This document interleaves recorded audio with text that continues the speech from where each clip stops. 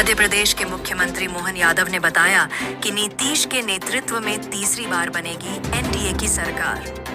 नमस्कार, आप देख रहे हैं डिजिटल इंडिया न्यूज। मैं हूँ आपके साथ सोनाक्षी।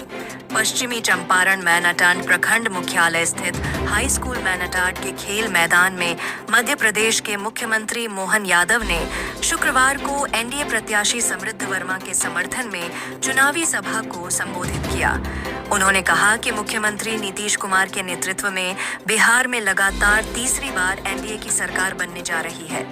सीएम मोहन यादव ने कहा कि प्रधानमंत्री नरेंद्र मोदी के नेतृत्व में देश का आर्थिक तंत्र बदल रहा है। बिहार महात्मा बुद्ध, नालंदा और तक्षशिला की धरती है, लेकिन यहाँ की जनता ने कभी जंगल राज भी झेला है। कांग्रेस और विपक्षी दलों के शासन में लाइसेंस, कोटा और परमिट राज चलता था। उन्होंने आरोप लगाया कि महागठबंधन के नेताओं ने युवाओं की प्रतिभा का गला घोंटकर बिहार को बर्बाद किया और हाथ में लालटेन पकड़ा दी। उन्होंने कहा कि एनडीए ही सच्चे अर्थों में लोकतंत्र की रक्षा करता है, जहां चाय बेचने वाला भी प्रधानमंत्री बन सकता है। उन्होंने प्रधानमंत्री नरेंद्र मोदी की प्रशंसा करते हुए कहा कि 56 इंच के सीने वाले प्रधानमंत्री ने धारा 370 हटाकर देश की एकता को मजबूत किया है। उन्होंने पाकिस्तान पर तंज कसते हुए कहा कि लातों के भूत बातों से नहीं मानते। जो जिस भाषा में समझता है उसी भाषा में हमारे पीएम समझाते हैं। सीएम मोहन यादव ने कहा कि प्रधानमंत्री ने बिहार के पूर्व मुख्यमंत्री कर्पूरी ठाकुर को भारत रत्न देकर राज्य का मान सम्मान बढ़ाया है। उन्होंने कहा, अब की बार ऐसा तीर लगेगा कि पिछली बार का हिसाब भी चुकता करेगा। सभा में उन्होंने जनता से एनडीए प्रत्याशी समृद्ध वर्मा को भारी मतों से विजयी बनाने की अपील की।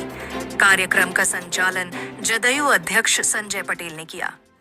इस अवसर पर केंद्रीय मंत्री सतीश चंद्र दुबे, सांसद संजय जायसवाल, पूर्व विधायक दिलीप वर्मा, मदन पटेल, अकीलुर रहमान, राजेश प्रसाद पटेल, प्रभु कुशवाहा सहित कई नेताओं ने भी सभा को संबोधित किया। आइए देखते हैं मुख्यमंत्री क्या कहते हैं। हमारे माननीय मंत्री श्रीमान सतीश दुबे जी ने अपनी बात रखी। उनके पहले हमारे आपके सबके सुपरिचित लोकप्रिय सांसद माननीय संजय जायसवाल जी, जिन्होंने मैं दोनों से थोड़ा थोड़ा मेरे मन में 19-20 भाव है। मैं आपके शब्दों को तो कम समझ रहा था, लेकिन आपके दिल के भाव को उसके अंदर यात्रा कर रहा था, आनंद आ रहा था। कितने प्रेम से परमात्मा जब भाषाओं के लिए ऐसा प्रेम लुटाता है तो भाव से सब कुछ समझ में आ जाता। जोरदार अभिनंदन करो आज की हमारी इस भाव यात्रा के लिए भी। मंच पर विराजमान रूपक श्रीवास्तव जी, जेडीयू के जिलाध्यक्ष शत्रुघ्न सिंह जी, एचयूएम के जिलाध्यक्ष मुकेश मिश्रा जी, सिगटा विधानसभा के सभी वरिष्ठ नेतागण और सभी कार्यकर्ता बंधुओं, दोनों हाथ जोड़ के आप सबको प्रणाम करता हूं, आपका अभिनंदन करता हूं। मैं बाबा महाकाल की धरती से आता हूं। हम सब मिलकर के जिस वर्तमान के दौर से गुजर रहे हैं, कितना परमात्मा की कोई अलग ही लीला है, जिसके कारण से हम चुनाव की वेला में जब आ रहे हैं। मैं अभी तालमेल जमाने का प्रयास कर रहा था कि आपसे कोई बात कहूं तो कैसे कहूंगा, क्या अर्थ हो। आराम से है ना, आवाज ही काफी है। जोरदार अभिनंदन कर दो अपने सभी व्यवस्थाओं के लिए। दिखे तो ठीक, नहीं दिखे तो ठीक, अभी तो अपने बीच में केवल भाव यात्रा है। आज तो आपके बीच चंपारण की धरती पर यह लक्षण दिखाई दे रहा है कि हर हालत में तीर निशाने पे लगने वाला है, कोई रोकने वाला नहीं। अब यहां से निकला तीर, तरकस पे चढ़ा हुआ तीर निश्चित रूप से जीत के निशाने पे लगेगा और लगना भी चाहिए। ये भगवान राम के उस काल के गौरवशाली पृष्ठ को जोर से निकलने वाला, जोरदार अभिनंदन करो। भगवान राम के जीवन की भी कितनी कठिनाइयां थी। भगवान राम कभी किसी से नहीं डरे और जीवन में सदैव सच्चाई के लिए अच्छाई के लिए गरीब अमीर वनवासी आदिवासी आम जन जंगल सबको प्रेम लुटा करके सबको अपने गले लगाने की परंपरा से चलने वाले व्यक्ति थे। बड़े दुर्भाग्य के साथ कहना पड़े, वोट के लालच में कांग्रेस और उनके साथ वाले वर्षों तक हिंदू मुसलमान के रूप में इस देश के अंदर क्या क्या नहीं लाते हुए हर बार नाटक करते रहे। लेकिन आज बदले दौर में सुप्रीम कोर्ट का भी मान सम्मान बढ़ाते हुए हिंदुस्तान के लोगों के लिए मैं बधाई देना चाहूंगा। जब जैसे ही सुप्रीम कोर्ट में फैसला हुआ और धूमधाम से मंदिर बना, कोई दुनिया की ताकत नहीं रोक रही और पूरे देश के अंदर कोई बवाल नहीं हुआ। यह है लोकतंत्र की ताकत और यह है मोदी जी और नीतीश जी की विचारधारा का प्रकटीकरण। सबके साथ मिलकर के, सबके साथ सबका विकास, सबका विश्वास, सबका प्रयास।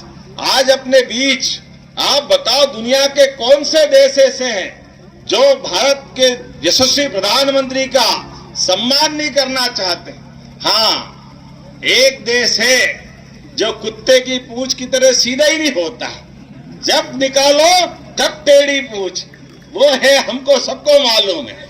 तो ऐसे लोगों को सीधा करने के लिए भी 56 इंच के सीने वाले शासन के प्रधानमंत्री चाहिए और यशस्वी सेना घर में घुस के मारने वाली होना चाहिए। ये हमारे लिए सौभाग्य की बात। लातों के भूत बातों से नहीं मानते, ये दुनिया का दस्तूर है। ये सदैव अपने कर्मों के आधार पर जब बढ़ेंगे तब पढ़ेंगे और इतने पढ़ेंगे कि गिनने वाला भी भूल जाए।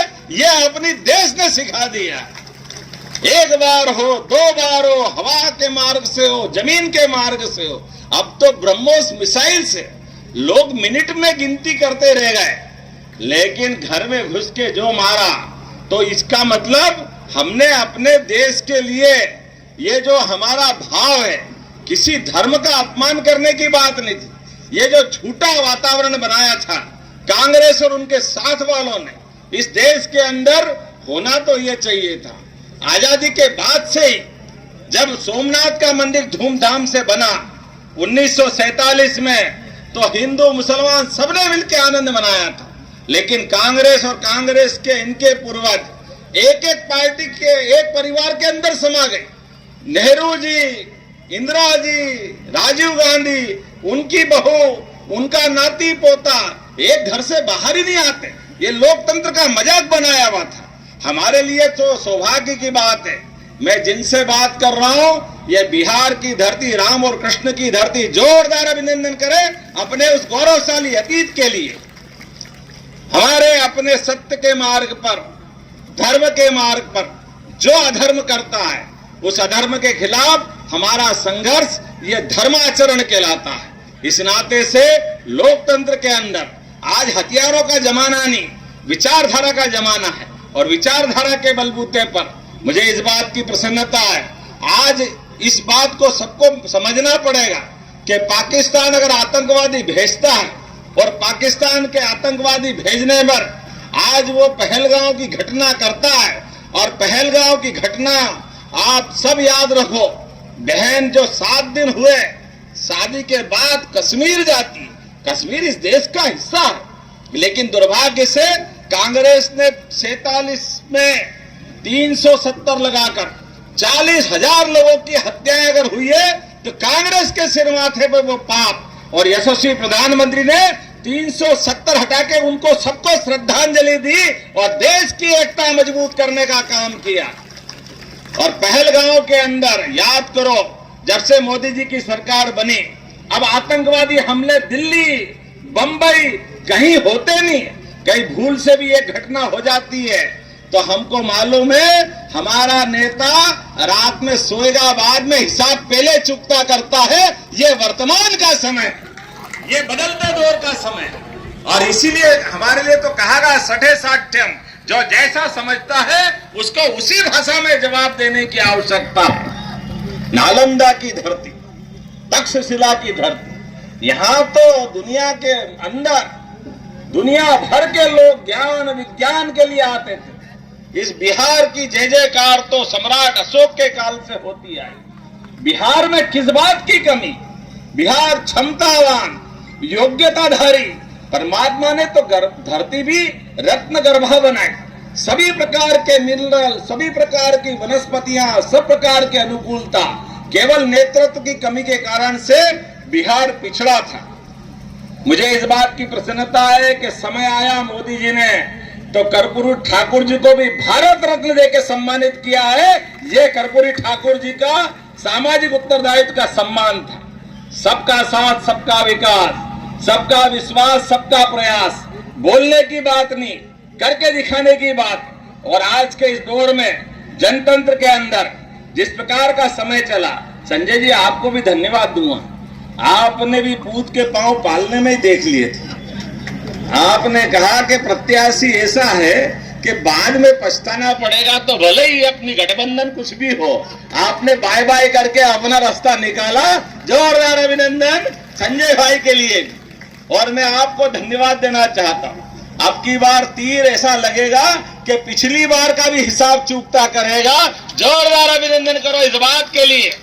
आज बदलते दौर में हमारे सबके साथ, जैसे आपने कहा, मैंने बाबा महाकाल की नगरी से आता हूं और बाबा महाकाल के माध्यम से धार्मिक पर्यटन से भी लोगों का रोजगार मिलता है, उनके जीवन में बदलाव आता है। एक नहीं, कई प्रकार से हर गरीब से गरीब आदमी की जिंदगी अच्छी होना चाहिए। इसलिए बाबा महाकाल के महालोक के बाद हमारा उज्जैन भी बदला और प्रदेश में उज्जैन, ओंकारेश्वर, प्रत्येक स्थान धार्मिक पर्यटन के बलबूते पर, अयोध्या में भी बदलाव आया कि नहीं आया? तो अब सीतामढ़ी आपकी माता और हमारी सबकी माता, आपका तो भगवान राम से डबल संबंध है। तो धार्मिक पर्यटन को बढ़ावा देने के लिए जब आज पर्यटन के लिए अयोध्या दुनिया में जगमगा रहा है, तो यहाँ हमारा पास में सीतामढ़ी, यही का तो रिश्ता है आपसे हमारा, भगवान राम वाले काल का।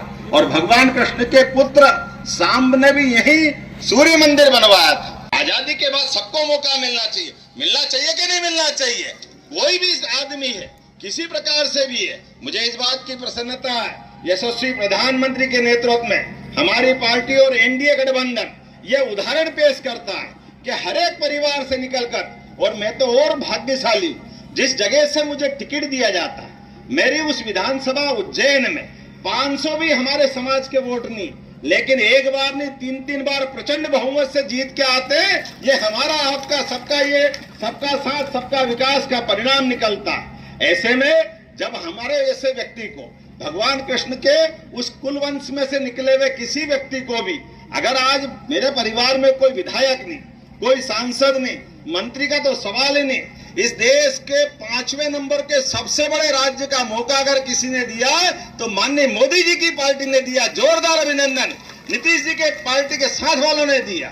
आज हम इस बात को कह रहे हैं तो इस बात को इसी तरह से लेके चलना पड़ेगा कि विकास के लिए किसी भी व्यक्ति को मौका मिले, जनतंत्र में उनके साथ सबको होना चाहिए। और इसी आधार पर ये सिक्का की विजय की यात्रा के लिए मेरी अपनी ओर से शुभकामना देता हूं। और वास्तव में तुम्हारा नाम ही इतना अच्छा, समृद्ध। तुम जब समृद्ध होगे तो सिक्का अपने आप समृद्ध हो जाएगा। अब क्या बचेगा? और समृद्ध तुम, हाथ में तीर धनुष का, तीर का निशान, फिर क्या बच रहा है? ये तो हमारे सोने पे सुहागा वाली बात हो गई। जोरदार अभिनंदन करें आपके, अपने सबके मदद से हम सब मिलकर के चुनाव के दिन एक एक व्यक्ति, एक एक घर पहुंच करके हर हालत में तीर के निशान का बटन दबा करके जीत के लिए काम करेगा। बोलो सब तैयार है? सब तैयार है? तो अपने स्थान पे सब खड़े हो जाए और हम सब मिलकर के चुनाव के बाद इस जीत की रैली में एक बार मैं फिर आऊंगा और यही विजय यात्रा निकालेंगे। बोलो सब तैयार है? तो मेरे साथ बोलो भारत माता की, भारत माता की, भारत माता की। बहुत बहुत धन्यवाद। भारत माता की जय। में विजय माला पिनारा, आप ताली बजा के अभिनंदन करना समृद्धि के लिए।